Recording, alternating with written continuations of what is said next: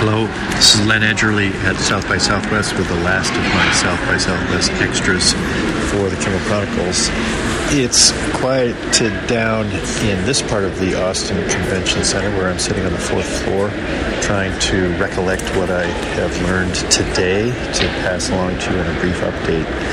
I started out at a cryptocurrency roundtable run by a fellow at Fortune, and the panel consisted of 3 people who are investing in crypto and clearly very knowledgeable about the space. And then I sat next to a guy who has recently started work covering the industry for a new crypto media outlet. When I was speaking with the fellow sitting next to me, I said, I own a couple of Bitcoin. I got into it experimentally, and I'm feeling like maybe I ought to just cash out. Maybe it'll go to zero. He said he didn't think it's going to go to zero, not much chance of that, and the people who are still Bitcoin maximalists, they're called, are still predicting that at some point in the future it could go as high as $1 million a Bitcoin. That would be a nice appreciation compared with my average purchase price of $4,000. So I think I'll hold on to it. A couple of other people had the same advice. Buy Bitcoin or Ethereum or any one of the other top 15 or so cryptocurrencies and wait. Hold it 5 or 10 years and forget about it.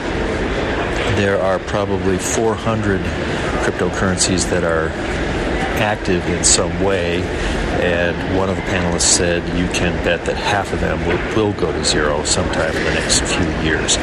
But the top ones, especially Bitcoin, not so much. Darlene said that I really needed to wait to sell any of our Bitcoin holding until I came to South by Southwest, and today, as usual, I have decided that she was right. I'm glad I followed her advice.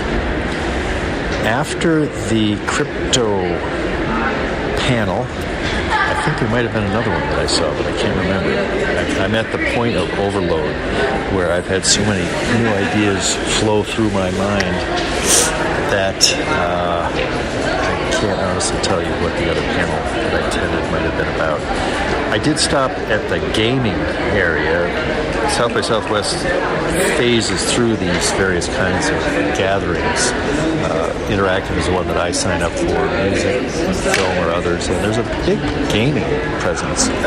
I went into a room that had been set up with a stage where 8 guys were playing video games with headsets. At the back of the room there was an area where 3 commentators were commenting on the game that was visible on a huge screen over the audience.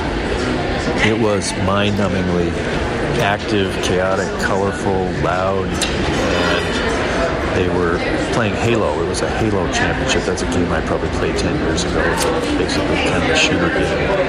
And it was amazing. The people in this audience were following every move, apparently, and something would happen. Another one of them, numberless combatants would get shot down and fall, and they go, ooh, ah! And one team scored a bunch of points. And I just sat there for a while, let it flow over me. I can tell you I was the only person in the audience that was wearing a blue blazer. Everyone else was in hoodies and informal attire, and I felt like I had just walked onto a different planet. And it looked like a nice planet. It looked like one that if I settled there, I would probably get into it, enjoy it, and a perfectly acceptable way to spend a lot of creative energy. Then I wandered into sort of an expo area, and that was chaotic too. I just didn't even understand what was happening there. There were people playing games, and the aisles were so full you had to sort of wiggle your way sideways through the crowd, a very young crowd. And after that, I bought a bag of M&Ms and sat in a chair for 10 minutes and tried to figure out what I was going to do next. This will be my last day at South by Southwest. I'll do some things with my cousin Peter tomorrow and then fly back to Denver on Monday. It's been a good experience, a mix of personal time with Peter and working on his project, and then South by Southwest has been pretty fantastic. Just some of the straight conversations I've had, and the things I've learned, all that I learned about trust that I talked to you about in today's episode, which I finished at about midnight last night. I will return to Denver with the usual feeling of expansion, re-energizing, satisfaction.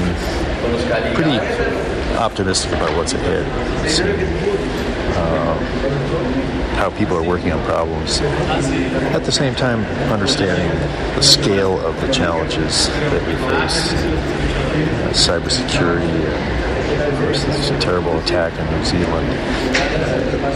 Just because you leave here energized and thinking that there are a lot of good people, especially younger people working on things, doesn't in any way diminish the sense of the dangers in the world, the troubles in the world, all of our own making.